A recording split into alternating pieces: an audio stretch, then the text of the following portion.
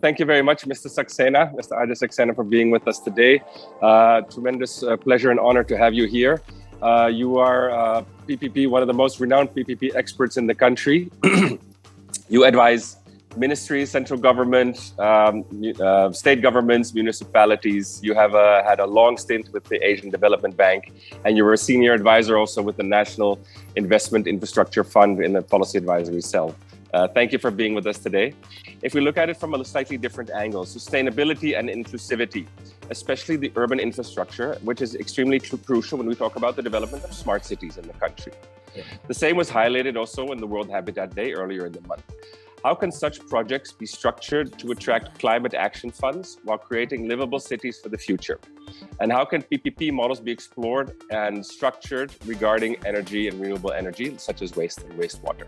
Very good question. So smart cities had this vision. So they started with the seed money and the seed capital, with the seed capital, which was to be leveraged to do a PPP project in the different sectors. So, and leveraging the private sector fund, bonds, the public markets, the stock markets, all those the ideas behind giving the seed capital in the smart city.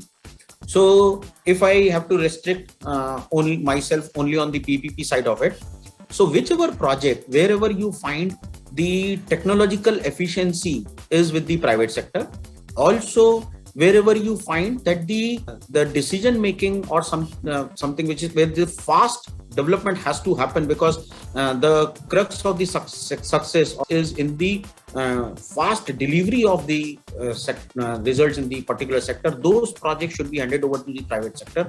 Doesn't mean that the public sector is not efficient. Public sector is very efficient. Still, there are barring some last few years, the best talent went to the government by passing the exam.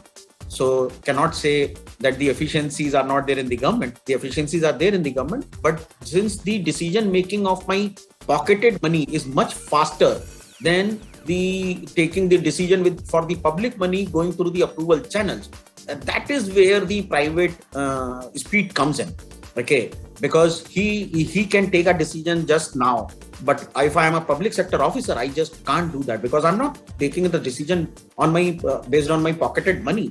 I'm taking the decision on behalf of the people money. So I have to be extra cautious, and there would be layers of approval. On the smart city part, wherever the renewable energy and the climate, I can say that whenever you see there is the savings that can happen, or the savings to the users that can happen because of the better services, and the user charges can be drawn, those sectors should be given to the private, and the PPP on the PPP basis. The most, if you go specific, so if I go to the solar energy part of it, now that the solar, if the last bits, if we see, these are more or less comparable than the thermal energy. So if I am getting the solar energy, and which is sustainable, which is for a long term, things are there, the capital cost of those projects are coming down every year. So those are the first ones, at the most, you can say, lucrative ones that is to be done. Also on the transportation, which is always a greater subject in the smart cities.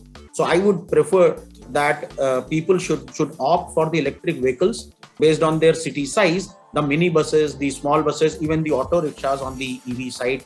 And there are lots of good manufacturers and the brands that I know that they are providing a low cost auto rickshaws, the simple things, even if it is even if it's not amenable to the large fleets of buses, which is having a maneuvering problem or something.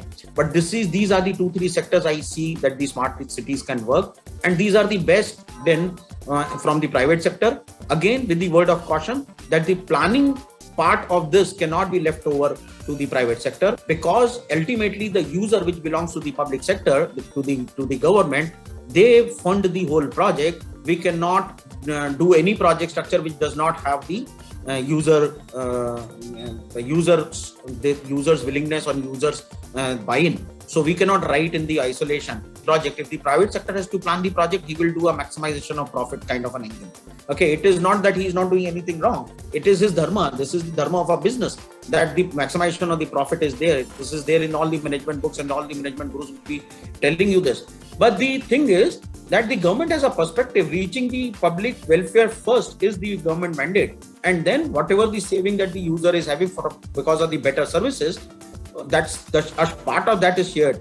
So in all those areas where the public can be served better, and the planning, and I'm coming to the planning. So the planning the route plan, the timing, the frequency of the buses, these all things cannot be left to the private sector.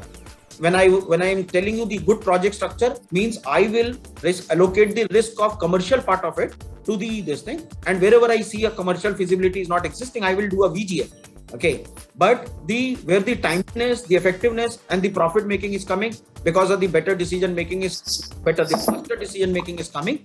Those areas I will leave it to the private sector, where the planning part, where the route, tariff, the frequency, all those things. I'm talking about the bus, simple bus, or the last mile connectivity things. When things like this come, I as a government sector person would define those. If this is done, there is no an iota of a chance that the private sector, the PPPs will be failed, or PPPs will not be a success. Yeah, thank you. So you mentioned e-mobility, for example. I think there's a huge value chain there, right? I mean, you have all the different types of vehicles, but you also have the charging infrastructure, right? And I think that is a huge area where we need the government's intervention, right? The grid system, the infrastructure. So I think that is an area definitely where it's a joint initiative, I would say. Okay, so we'll move on to the next question.